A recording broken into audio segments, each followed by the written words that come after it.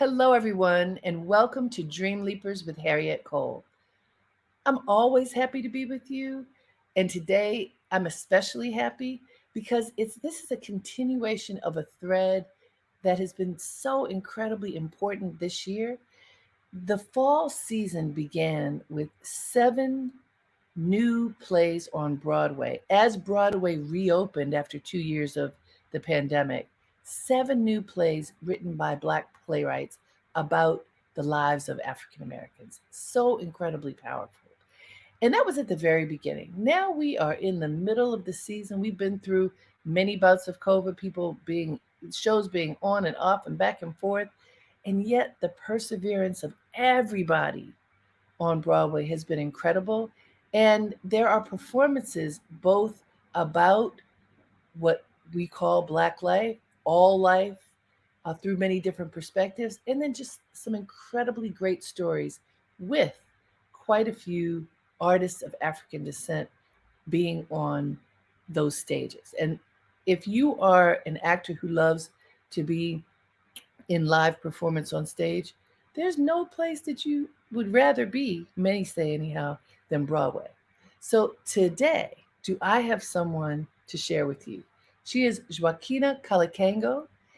Let me tell you about her. She received a 2020 Tony Award nomination for Best Performance by an Actress in a Leading Role in a Play for her performance as Kanisha in the critically acclaimed Broadway production of Slave Play. Did you see that? Ooh, we're going to talk about that. She also, for that, received an Outer Critics Circle Award for Best Actress, and Broadway.com listed her as one of the top 5 performers, male or female, of the year. That was pre-COVID. She's a 2021 SAG Award nominee for her for cast in a motion picture for her role as Betty X in One Night in Miami, Regina King's directorial debut. Did you see that? She recently recurred on the HBO series Lovecraft Country. She was in When They See Us by Ava DuVernay. Robin Roberts presents Mahalia. I mean, it goes on and on. And right now, she is in an incredible performance, Paradise Square. I just finished seeing it, and it's outstanding. I've seen her in all of these productions. And we are thrilled to have her with us in a moment off of Broadway so she could be here to talk with us. Please join me in welcoming Joaquina Calicango. Hello. Hello. How are you doing? I am so well, and I've been following your career for a minute. And honestly, I didn't realize at first that you were you from one production to the next because you really do get lost in your characters, Oh, which I thank think is a wonderful tribute to your acting ability. Uh, I want to start with the production that you're in now. So I read about it. I saw that Bill T. Jones had choreographed it. I've been following his work for years. I saw that there was this wonderful young Black woman as the lead. I get there, and Joaquina, I have an 18-year-old daughter. So here's the backstory. Last year in her history class, she spent a month or more studying the exact story that that play is about. The story of the draft riot, they called it, during the Civil War in lower Manhattan in New York City, that was this fight between poor Irish Americans and either free Blacks or people who had escaped slavery and were in New York City. I start watching because I don't read in advance what the plays are about because I just want to see it for myself. I start hearing this story going, I gotta call my daughter. I knew the whole story because I was helping her with her history work. It's a true story, Yes. a true story of incredible strife where we see the fight, the racial fight that is really about money, but isn't that what it's always been about? So when you take on the role of a woman who owns a bar, and a free woman during the Civil War, what made you attracted to this role? And can you describe who this woman is? Sure. I mean, for those exact reasons. This is 1863 in New York. This is a free Black woman who owns a saloon that her father passed down to her. He was he escaped slavery from Louisiana. And so she was raised by her father, born and raised in New York, and managed to make a life for herself. I love this character because she takes no mess. I mean, That's she no is a lie. woman who, right? She is a woman who was ahead of her time. She was very progressive, and I think about the life of what she saw for herself, and the fact that the bar was just the beginning for her, truly. And I think if the draft riots didn't happen, there's no telling where her story could go. Um, I was attracted to this role because again, this centered a Black woman at the center of 1863 in this story, and this was a particular time that I was not familiar with. I didn't learn anything about this, so I'm so happy your daughter is doing Oh, this research because most of the people that I know who nothing about the knew? 5 points. Mm-hmm. I never even heard of this. The only reason I know Joaquina is because she studied it. I didn't study it in college. I never Right, even heard of this thing. And it was a huge part of New York history, right? right. But people didn't know. And just to add, because we know many people don't know it, what happened is there was a draft because they needed people to serve in the Civil War in the army. And Mm-hmm. people were not signing up. So that's why the draft happened. And you either had to sign up if you were, I think, between 25 and 45. And even if you were an immigrant, you still had to sign up unless you had $300 or Mm-hmm. you could put somebody else in your stead. So that meant if $300 back then was a lot of money. And these were poor people, and Yep. the newly freed and or escaped African people suddenly were in competition with them, and the Black folks could not uh, be drafted because of how we were viewed at that point. Right. So then there's a fight between the Irish Americans and Black people that really shouldn't have been a fight between them. Yeah, it's so interesting. I think it started off as this riot against the rich, Yes. essentially because we were both marginalized people. I mean, there were signs in New York at the time that said no Irish, no Blacks, no dogs. And so we were essentially the same. And it was amazing how, the elite switched it around and played into the minds, which is what always happens of dividing the marginalized people and putting them against each other. And so what started off as this noble feat and this Right. riot against the rich then proceeded to be a riot against the Black people in the community. And I mean, they burned orphanages. It's extraordinary of just the shift. And I'd be remiss to not think that, the draft, the January 6th riots, what we saw, I mean, saw on the Capitol, and just Hello. how much of this story is so connected to that. I think we have to all pay attention because this is history repeating itself. Which is why this play is so important at this moment. And I listened to see how people were reacting because, again, I'm sure most people don't know the story, but it's heartbreaking to see relationships that were close between people who may be of different backgrounds that suddenly were severed because of this misplaced anger Mm-hmm. about the draft, which is and your role. So what I remember, so for folks to know, this is a play, but it's a musical. Mm-hmm. The storyline is so strong that even though it is a musical, I think of it as a play. Um, but there are so many strong songs and presentations and dance. I told you Bill T. Jones choreographed it. And your voice, Joaquina, I remember saying, where is that voice coming from? That it's not coming out of her body, it's coming out of like the core of the earth. Your voice is amazing, so incredibly powerful. Tell me about the cultivation of your voice. Oh my goodness. Yeah, come on now. That didn't just happen. It's so funny. I'm not a person who does a lot of musicals. I majored in theater, so this experience has been quite frightening for me to say the least. And I've been training with the incredible Joan Lader, who is an amazing vocal coach, and just kind of getting me prepared to sing like this 8 times a week. But it's extraordinary. Jason Howland's music is beautiful. It's the most epic, gorgeous score I've It ever, is. you know what I mean, had the chance to to play with. And what I love, because this is an original musical, a lot of the music has changed since we did it in Chicago. And Jason hears your voice and he's like, well, let's hold it longer, let's take this up a notch, let's do this. And that's so much the fun of the creative process in bringing an original story and an original musical into play. And I don't know. I'll tell you the truth. I'm gonna say it's God. Oh, God is I don't know definitely where all it's up in coming from. there. I mean, okay, so wait, I just heard you. I have goosebumps hearing what you're saying. That so you studied musical theater at Juilliard, one of the most prestigious schools, right? Just Um, acting, not musical theater at but all. excuse me, you studied acting at Juilliard.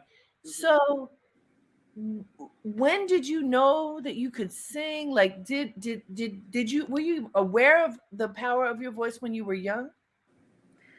I I went to a performing arts high school, and that's Mhm. initially where I fell in love with theater. But singer was never like at the top of the list for me. I was always an actor, storyteller first, and I would say, like, I think within the past maybe like 4 years, 4 or 5 years, I've really tried to hone in on it and not run away from it, but embrace it more. So yeah, I'm starting to embrace the voice more for So, sure. yo, my mouth is hanging open because the thing is, you just have to go see this performance. I'm going to say the acting certainly leads because, as I say, this is it called a musical or a play or what is it? Well, how is it defined? This is a musical. Okay, so that's what I thought. I mean, there's song Hmm. after song after song, dance after dance, but it's different, everybody. It's not your classic musical in any way. There's a very strong storyline that has a lot of detail and nuance and subtlety to it. Many musicals, wonderful, have a lighter story, and you just really are kind of there to enjoy the music. The music supports the storytelling here. So I get that this would be attractive to you for that reason too. But I know I'm harping on this, but I'm doing it for a reason. The sounds that come out of you, I swear to you, I was like, I started looking at you. She's not, she didn't, how much space is she filling up? It feels like the voice is coming from the core of the earth. I'm serious. And and it moves all of us. And so, yes, obviously it's coming from God. Uh, all kudos to the creators of this performance because you're right. If if the music is right and the musicians are right and all the factors are right, that makes it a fertile space for you, Mm, which is something. it So is. so what are you hoping that you mentioned January 6th? What are you hoping that people will walk away with that could be an action point for them from seeing Paradise Square? I think more than anything, the beauty of this community and the fact that these were two diverse cultures who had a lot more similarities than differences. And I think if we all start to examine that as a people, start trying to find the similarities, start seeing how we can create and birth something new, because tap dance was created in this community because of the Irish step dance and the African juba dancing. And I just think of Right. what America could truly be if we all, instead of appropriation, we appreciate each other's cultures and figure out a way to combine those two things and birth something new for America. I think that could be really exciting. Um, yeah, and always, I think we also have to examine violence in this country. And more so, there has always been a campaign on the poor people in this country. And Yes. if we really want to tackle what's at the bottom of this thing, is that we truly are all the same and fighting the same fight. And the more and more we can find a way to unite, I think the better this country would be. Because history, again, always teaches us that the power is in the division, and that's always where it goes. Yeah. in trying to keep people apart from each other instead of uniting. But there's more power in the unity. And I hope that's what people take. And more so the courage too. I think by the Mhm. end of it that these people were a community fighting for each other and standing up in the face of evil for each other. And I think that's what we all have to do. That's beautiful. Hey everybody, you're listening to Dreamleapers with Harriet Cole here on WBAI in New York City. That's 99.5 FM and everywhere online at WBAI.org. Today, we have the honor of talking with a dynamic young woman who is taking Broadway by storm. And guess what? Not for the first time. She was on Broadway right before the pandemic. And she is back with a voice and a story that are so compelling and that you just have to see Paradise Square and see her in it. She is Joaquina Calicango, the lead in this performance, Paradise Square, and it's on Broadway right this minute. Now, I want to say to you, Joaquina, I was at Broadway as much as I could right before the pandemic shut everything down, and I saw Slave Play. Mm. And I know it came back for a minute. I don't know whether it's going to come back again. I hope it does because I think people saw it, but not enough people. But wow, again, your choice of roles is really interesting. And you have had many powerful roles in your career, which you're still, early in your career. You got a lot of years, God willing, ahead of you. But the choices that you have made. So tell us, a lot of people don't know the storyline of Slave Play either. Take us into that play and your role. Sure. So slave play is about these interracial couples who have been having issues in their relationship. So they go to a retreat to deal with them, but it's all race based role playing, essentially. So you see in the first act these acts of these I don't know how to really say this, like sexual acts, but they're all associated with this therapy session that they're dealing with. However, the audience doesn't know that coming in, and so Ooh. it's not until the second act to where you actually see the full therapy session and you start to begin to unpack these issues. And I played Kanisha, who was married to a British man. She was a writer, and I think for a very long time she knew something was wrong within her relationship and couldn't quite put the pin on it in the connection between her and her husband. And I think it was a bigger, to me at least, I connected more so to I guess what was going on. I know when I went to school, to college, and just going to these predominantly white schools and feeling unheard, unseen, and the microaggressions that I experienced from there. And that was the big thing in slave play that we got to talk about. And Jeremy O'Hara gave us terminology, things that we didn't have a name for, and how to express ourselves in this way. So I was attracted to that and the opportunity to get more people free. I think that's kind of what most people see, I guess, with the roles. I'm always like, how can I get my people more free? How can I get us free? What can we do to unpack? And the truth is that this piece did not offer any answers. It gave up more questions, I believe, than That's answers. true. And it got people talking. And I think that's the Ooh. power of art. I mean, there were so many conversations happening in hotels and restaurants, on the street. I mean, on It was YouTube from people disturbing. who never saw it. I mean, it was a great debate. And I think that's the power of theater. And so I was very honored to be a part of this and to be a part of the greater conversation. And I think that's what pieces, that's what theater does. It just spark conversation, get you talking. I could not agree with you more. So as I say, I intentionally do not read reviews until I have seen work myself because I want to know what I'm going to think about it, not someone else's opinion. And even as Mm-hmm. I say that, this is a bit of a spoiler alert because I want to talk a bit about some of the specifics because I didn't know. I didn't even know what you just described, that this is about. I didn't know anything. So it's about these interracial couples and it's a form of therapy. But if you don't know that and you just go, and you see you on stage sweeping, you And know, twerking. sweeping and twerking. Mm. And I mean, the stereotypes are so extreme that Yeah. I felt myself getting hot. I felt myself getting mad at you. Why is she doing that? Why?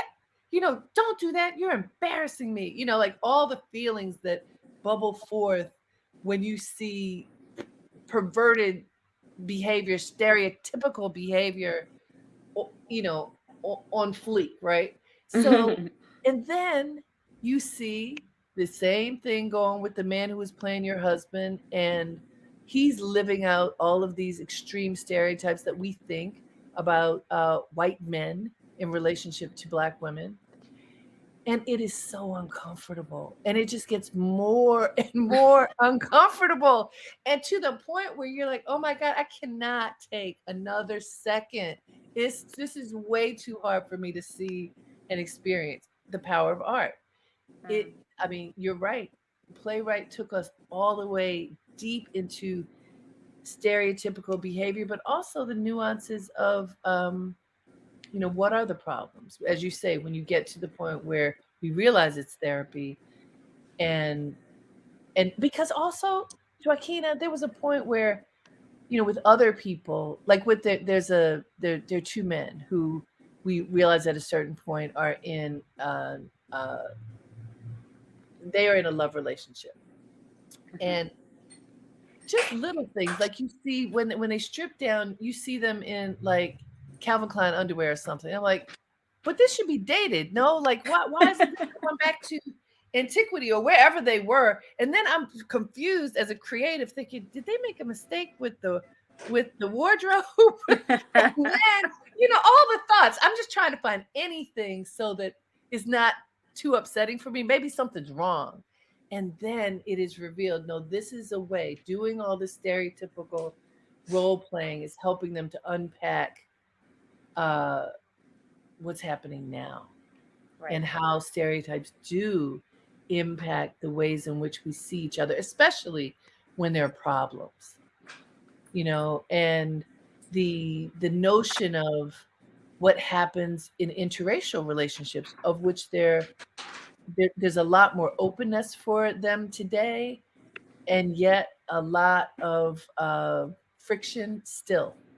And so, to your understanding, being performing in the play, what did you said there's so much conversation. What were some of the conversations that you are aware of that people were having and trying to understand, what does this mean now?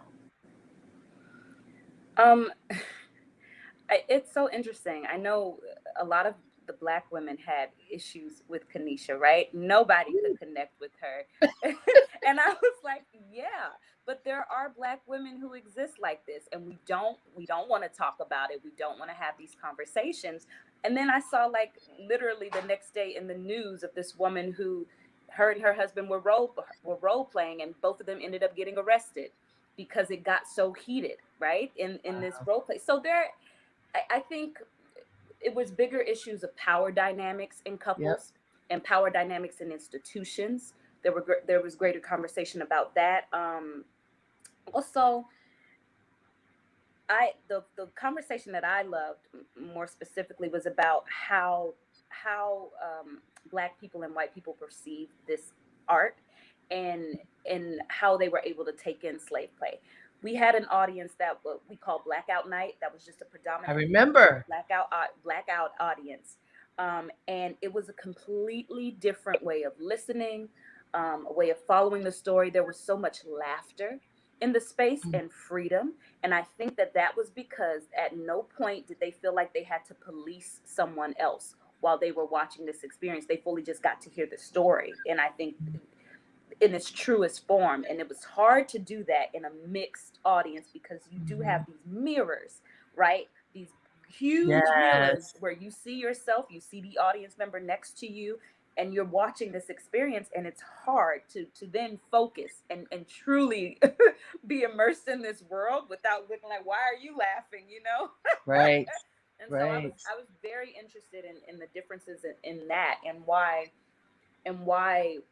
we never feel so free in these Broadway houses when it's our stories being told, or when things are uncomfortable for us? Do we share this with the community?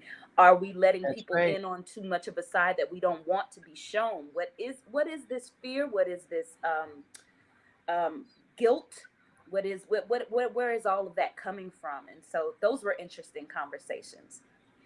It's so powerful. I mean, there's a lot of profound storytelling that is happening right now in our country and on Broadway, and I think it's pretty brave.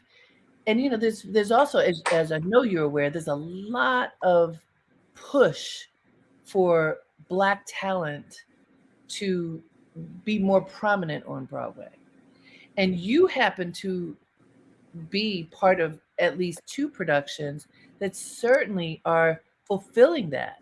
I think that there's been, even predating the pandemic, but the pandemic only helped to rev the engine even more. Like, we need our stories told. We need folks behind the camera, in front of the camera, on stage, off stage, every role having a role, Mm. having a voice and a place, and it is happening. Have you participated in any of that effort during this time? Um, I I think that's the biggest push, is that we all want our stories to be told by us and for Yep. us. And there's a real need for it. I think for a long time, we've had so many other people tell our stories or dictate how our stories are perceived on Broadway and in other media forms. And so having someone like even Christina Anderson come in to rewrite the book specifically to retell Nellie's narrative in this whole production was exciting, to have this Black woman at the front and be like, I'm going to rewrite this scene, or you can, to just have the space to talk to her about the real issues, because we're all coming in. I mean, I read like 8 different books coming into this production because I knew nothing about this world, but I wanted to make sure that I would also have a voice in this, right? And that I was coming with full knowledge of who this woman was, and to making sure that we represented all the many facets of Nellie. And because I think that we only want to see one side sometimes of Black women, I was like, you have to see the joy, you have to see that she was loved, you have to see her power, you have to see her fall apart. We have so many facets, and I think that's where the push is now, of just making sure we tell our stories, we own our stories, we're not afraid to tell our stories, but also we have to figure out a way to back more of these stories, because at the end of the day, it is about money. And there's not a lot of support for pushing new original works out here. I think people have more fear about something that's not already a success, whether it's a That's movie true. or a book. And so when you do have these people who are pushing boundaries, who are being creative and free with these original stories, it's up to us to support them and make sure that that's the only way more of that gets produced, is if we support them. Yeah, that's a really good point, Joaquina, because there are lots of ways that we can uphold this dream of having more of us shared in a more robust way. And what you just described is so important. The research that an actor can do to be certain of making the character multi-dimensional, as opposed to, again, a lot of performances, a lot of musicals, the characters are one dimensional because it's really just belting out that song. And you definitely show us, as you described, a loving relationship with a husband uh, who is white.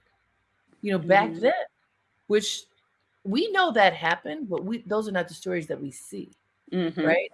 And and as a brown skinned Black woman with a husband who is white, and all that means, and the dynamics with his sister, and the family dynamics. I want to say again to anybody who likes going to Broadway, go see Paradise Square. The subtleties of storytelling are definitely worth seeing. Let me remind folks, you are listening to Dreamleapers with Harriet Cole here on WBAI in New York City.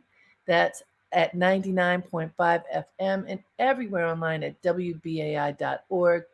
We are just having such a powerful time, I want to say, talking to an actress who is on Broadway in the leading role, may I tell you, in Paradise Square. She is Joaquina Calicango. I'm so happy to have her here talking to us so that we can get this story out even more. Because, not always, by the way, are people of color going to Broadway. And think this is a play for everybody, but I especially want people of color to see it because you're seeing a story from Civil War times, prominently featuring Black people who were part of that time. It's not a fantasy, they were part of that time. This is part of our history and what occurred. And I also just want to say we bring you these stories, WBAI family, because we love the community. We want to uplift everyone in our community, and because we are public radio, we rely on you to ensure that we can be here another 62 years. We are 62 years old now. We survived the pandemic. We've survived so many things, and a whole lot of businesses did not. So help us survive and thrive by calling and making a contribution of any size. You can make a one time contribution. You can become what we call a BAI buddy and make a monthly contribution, which means you're a sustainable member. You help us keep the lights on and the phones on and all the technology going. You can call us at 212 209 2950. I'll repeat 212 209 2950, or you can go online at give to the numeral 2 WBAI.org. Everybody on this 24-hour 7 radio station is bringing programming to enrich you, to fulfill you, as Joaquina said, to set you free, to be free to be yourself and to feel supported. And how we keep this going is by you offering your financial support to us because we don't accept ads. Again, the number 212 209 2950. We hope you will call and give generously. So, Joaquina, roles. I've talked to many actors over the years, and I would say some of the best have been very careful in choosing their roles. And some of the best have taken roles when I got to work, so I have to take this role. So, no judgment either way. But when I look at your career, you've had some really good selections. I mean, so including being in that beautiful dream story that Regina King had as her directorial debut. And I understand she saw you in Slave Play. Did that help to bring you to that production? I think it honestly did. I mean, I auditioned for sure, but it was lovely to have her be in that space so she could at least be familiar with my work. Yeah. And so it's one night in Miami, and you played Betty Shabazz. I mean, an Yes. iconic woman whom I had the good fortune of meeting over the years, and Mhm. I know a couple of her daughters. Uh, in a film that is contemplating what would happen if our great leaders were in the same space together. How did you prepare for that role as a young woman preparing to play Betty Shabazz, the widow of Malcolm X, and at the time not widow, right? Right. I read, watched documentaries, found as much information as I could about her life. And then when I got there, because I was only there for like 3, 4 days in New Orleans, we filmed in New Orleans. So I had to do a lot of prep beforehand. And what I loved about this specific iteration of their story was that you really could see their love and Mm-hmm. their relationship. And I think that's a side that we don't really get to see much of in their relationship. So to be able to show that joy, the kids were beautiful, lovely children to play with, and to see this man as a father, as a husband, and to see them as a true couple, loving each other and trying to progress and figure out where they wanted their lives to go, I think was so important. So it was an honor, honor to play her. She's, as we all know, incredible icon and just her journey. I'm so inspired by her life and everything that has happened throughout, and it's such an important story for us to tell. So I'm so glad that Regina King made this her directorial debut. It's quite amazing, and the fact that this started off as a play as well, that Yes. that moved on to a movie was really exciting for sure. What was it like to work with Regina King? Oh gosh, she's amazing. I mean, everything that everyone says about her is true. Just the most generous, loving human being. She cares about this work. Um, she's very creative, very kind. I'm fairly new sometimes to film, and so I'm always appreciative for directors and artists who are like, okay, we'll give you notes and we'll do this and come to the set early so you can see what's going on. I mean, she just had the most generous heart, and for this to be her first time directing, I can't say enough. She's amazing. What does it mean for you as a working actress to be able to participate so fully in storytelling about Black life and Black icons and, you know, the to bring to life aspects of the journey of Black people, especially at this moment in time? It means the world to me. This was, again, I started off going to a predominantly Black performing arts high school in Atlanta, Georgia, called Tri Cities High School, and that was my foundation.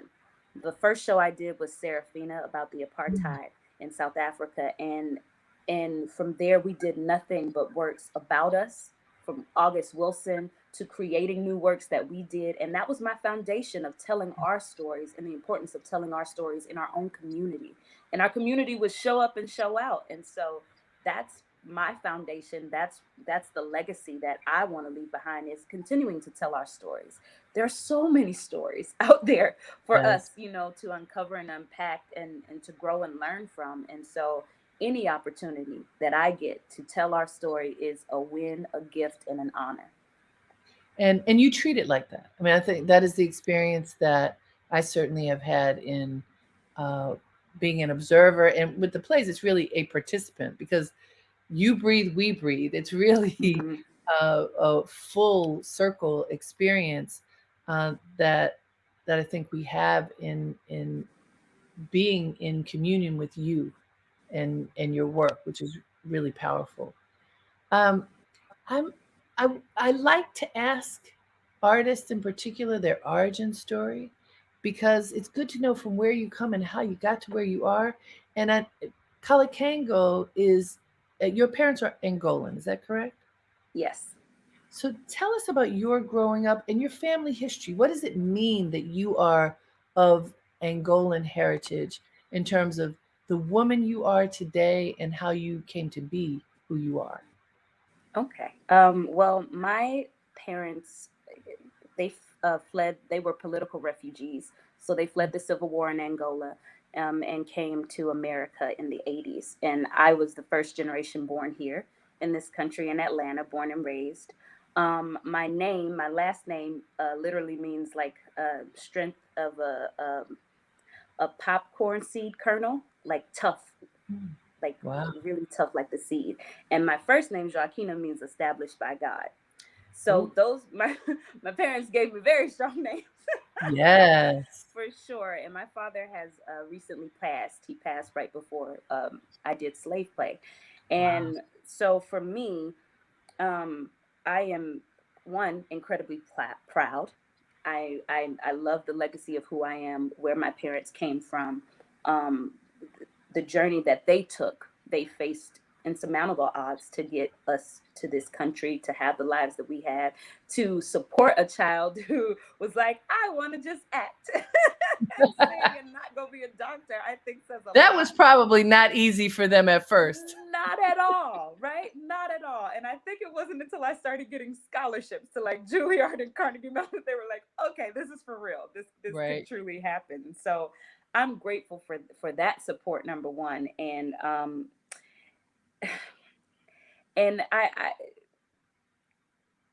have to, I have so many cousins and relatives who are still, half of my family is in Angola, the other half is also in the Congo.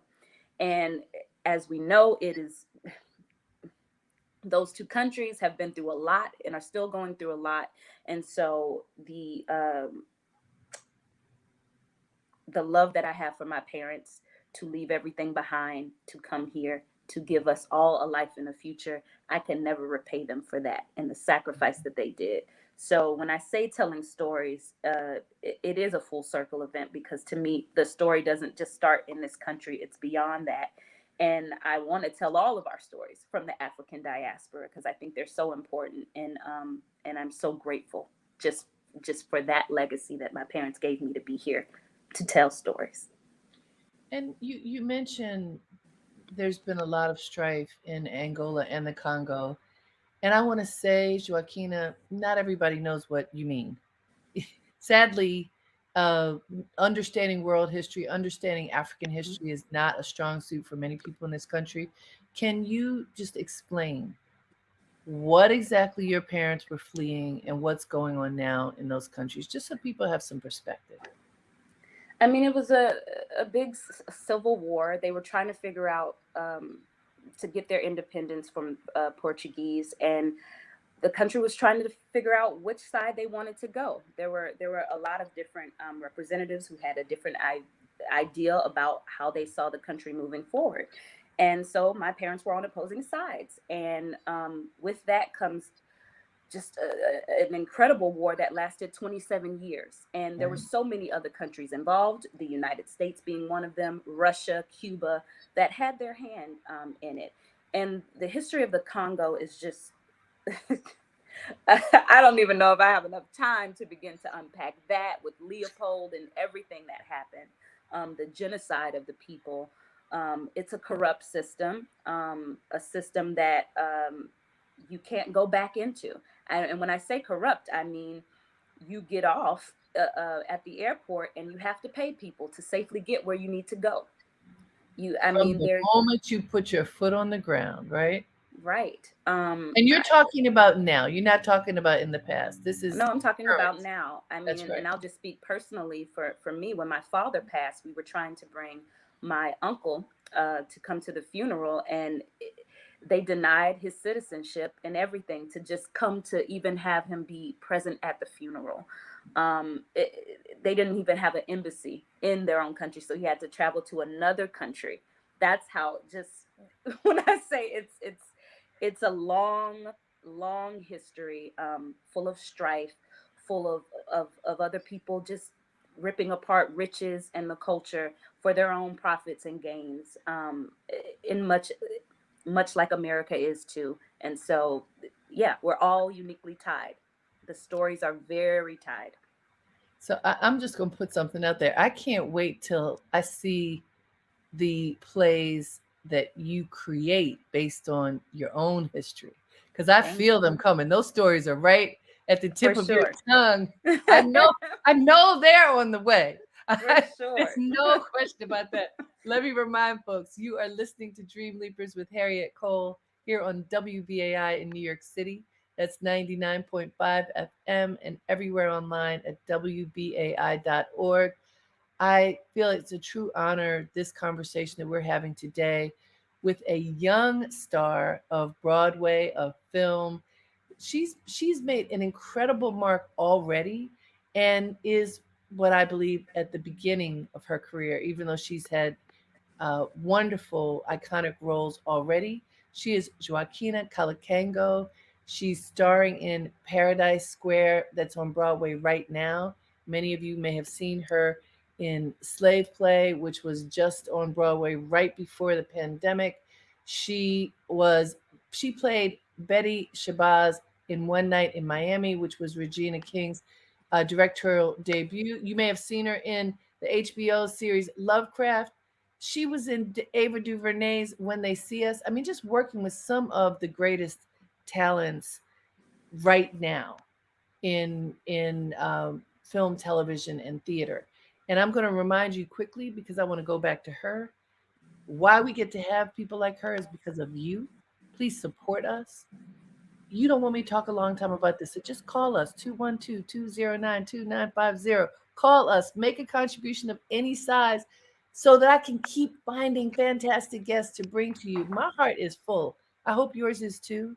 That's my intention every week, to bring people who will share with you how they're manifesting their dreams so that you will feel urged, just pushed in the best possible way leap into yours. So, Joaquina, for these few minutes that we have left, I just want to know what's next. What are you working on? I mean, I know 8 shows a week you can't work on, but so much doing 8 shows a week. You got to keep your body right, your voice right. But what's in Joaquina's vision for the future? You definitely hit it on the nail. I have been writing, I for know, I can sure. tell. I have a couple of stories in my brain that I've started to put to paper. So I think that's the next step. I am a storyteller at heart. I love telling stories, and I think the more and more we get our stories out there, the more and more we can become better human beings. So that's the plan. I have stories about my culture that I want to share, and so that's what I've been writing, and we'll see. We'll see And where what it is your writing discipline? Do you have a time of day that you write? Do you write on your computer, longhand? Like what do you do in your writing process? Usually I'm a morning person, so a lot of my writing happens early in the morning. It's also the most quiet time I have because I have a 5-year-old. Mm. So he's like, the more and more I can do that, the better. And I use I write a lot of like film and TV. That's kind of what where my mind is right now. But I'm hoping to explore some plays. I have some things in the works of things that I want to revisit. So we'll see where that leads. But yes, mostly morning. And now I'm just trying to get it at any point, like you said, because it's eight doing 8 shows a week. There's just you want to sleep in the morning. You want to sleep whenever you can sleep. Right. And a 5-year-old, a boy or girl? Boy, Oh, congratulations. thank you. So you have a boy. Hmm. So he's your child. So he's a black son Hmm. in America Hmm. at a time when being a black male means you are in peril. You get a pass for a few minutes when you're a boy, but not that long. Tamir Rice was young. Hmm. Just say, I have to ask you, what do you teach your son so that he can be strong, independent, confident, and safe? Whew. Well, I'm lucky that I have a village, so it's not just me. It's his father, grandparents, aunties, uncles, friends who surround him with love. He comes from my family has about I have 11 nephews, so Wow. and he's the youngest of them, so he's fine in terms of just Yes. seeing strong men around him. I affirm him every day. I make sure that the books that I read him, he sees people that look like him and are writers that look like him as well from all different cultures. So not just from the African diaspora, but from everywhere. I teach him to be proud of who he is. I gave him a strong name, and he knows that name and legacy and the people that he comes from. And more than anything, it's love. I have such a love. And at the end of the day, I choose not to operate out of fear. I teach him how to pray. I teach him how to cover himself. I pray for him. There's so many people that pray for him. And so within that, I choose to trust God and hope that that is something that he will always have in his spirit as he moves on in this journey in his life. And yeah, it is a huge fear at times because he's very cute at 5, like you said, and everybody loves him, right? And Mhm. then there's a point where it's gonna switch, and that breaks my heart. That happens for so many of us, and so it's my hope that I can keep his spirit light, and that he remains as joyful and as passionate and as fun as he possibly can for as long as he can. I think that's the biggest thing I try to do. And your father recently passed. Mm-hmm. What are the lessons that your father taught you that tap you on the shoulder at certain moments or stir your spirit at different points? What are those daddy lessons that are with you now? Woo! Um, I think this is the biggest connection with the character Nellie that I have because her father passed as well, and I'm my father's daughter. My father's name was Joaquin, so we have like the same name, Wow. born in the same month. He taught me a strong sense of independence. He always would say the mind is a terrible thing to waste. And I firmly believe that. And so, in everything that I do, I make sure that I keep my head on straight. Um, I make sure that I am as informed as I possibly can be about situations. I try to learn as much about my family history as possible, um, so that that keeps me grounded. And the biggest thing was family. My father was a strong family man, and so as much as I can do to keep my family together, to celebrate each other, love each other hard, is the biggest thing I think that I can do. But for sure, my father preached education always, because the mind is a terrible thing to waste, and so I take care of my mind. And your mother is here. She's still living, yes? Yes, she is. What are the lessons from your mother that resonate in your heart right now? Oh, there's so many. Um, More than anything, I think she's been the champion of my dreams. Like, Mm. she's always pushed me to go for it, to go for my dreams, partly because of her huge sacrifice that she never could fulfill any of hers Mm. in a real way. And so she always tells us that, like, her kids are her biggest dreams, the realities of bringing them here. And so I honor my mother in that way, of making sure that I don't waste this chance, this opportunity, this life. I go for whatever is in my heart, because she gave me the permission to do it, and she sacrificed for that. Well, and by the way, you mentioned earlier, like you did not choose to be a doctor or a lawyer, or I mean, you look, the reality is many immigrant families come here and it's a struggle, an incredible Hmm. struggle for parents, grandparents to get here. And so those are the jobs. Like if you could do that, you're going to be all right. And Right. not everybody wants to be that. And it often is a major struggle if you don't want to do it. And your parents gave you their blessing to pursue a career in the arts. Every actor knows there are more rejections than there are open doors. And so, for the people out there who are listening right now, whether they're actors or whatever their world is, rejection is part of life. What do you do to shore yourself up so that when you get a no, and even with all the success you have right now, there's still going to be no's, that you're not immune to no's because you're on Broadway. What what advice would you give to people to be able to survive the no and continue to be positive and move forward? I think you have to have a strong reason why you want to do this.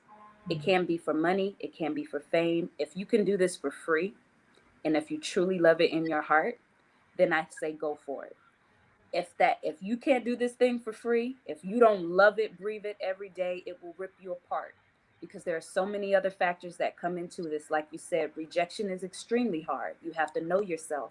You got to affirm yourself. You have to find, I think everybody needs some form of spiritual practice, so you can center Yes. yourself, um, because the world is crazy, and you have to be aligned with who you are, because there will be so many things that try to get you off alignment in this journey.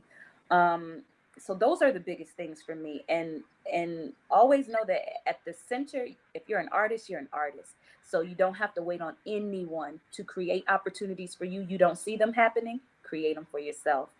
Align with friends, start writing. People start production companies every day, and I advise people to learn and talk to as many people as you can, because that's where it all starts. Get as many friends as you can in this business and start creating, doing your own thing. Oh, that's beautiful. Everybody, go see Joaquina Calicango in Paradise Square. You will be happy that you'll be a lot of things. There is every emotion in this performance, right? Right, Joaquina? Right, for There's sure. every emotion. I want you to hear her sing, and then you all gonna write to me and say, "Oh, Harriet, I know what you're talking about." So, my dear, preserve that voice, because wherever it's coming from is the core of the universe, as far as I'm concerned. I thank you so much for spending this time with us. Thank you for your artistry. Can't wait to see all of the things that are coming, because you are a real treasure, and I appreciate you. And I know that as people come to experience you and your work, they will too. Thank you. Thank you. Wasn't that wonderful? Go see Paradise Square right now. And until next time, everyone, have a great day and make it count.